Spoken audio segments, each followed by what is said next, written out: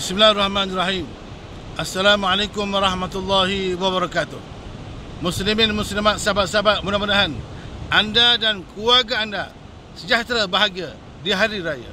Muslimin yang saya muliakan, saya ucapkan salam Aidil Fitri, maaf zahir dan batin. Muslimin yang saya muliakan, saya sahabat anda dalam motivasi, Abu Hasan Al-Asy'ari.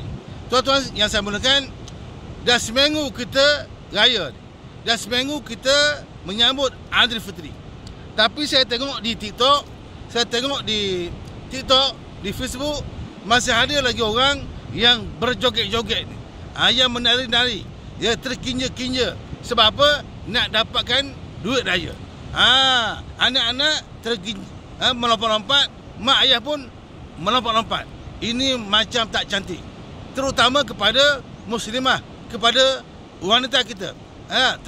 Terpaksa berjoget-joget, menari-nari untuk dapatkan duit raya. Ini bukan ajaran Islam.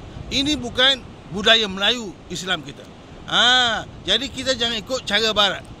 Man tashabbaha biqaumin fahuwa minhum. Siapa yang ikut cara hidup barat, orang putih, orang kafir, maka kita ni, orang itu sebahagian daripada orang kafir itu.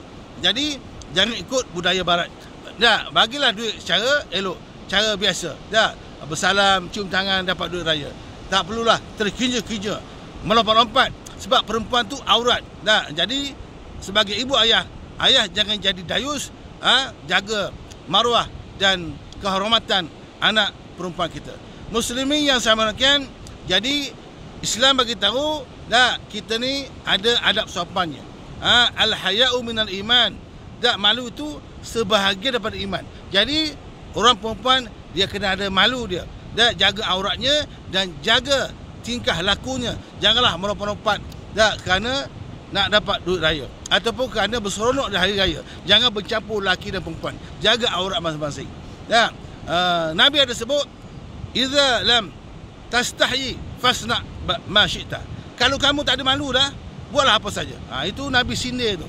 Nabi tak suka umatnya suruh berseronok tapi melampau batas. Jaga adab-adab kita, insya-Allah. Tuan-tuan, follow saya di TikTok Abu Hasan. Assalamualaikum. Terima kasih.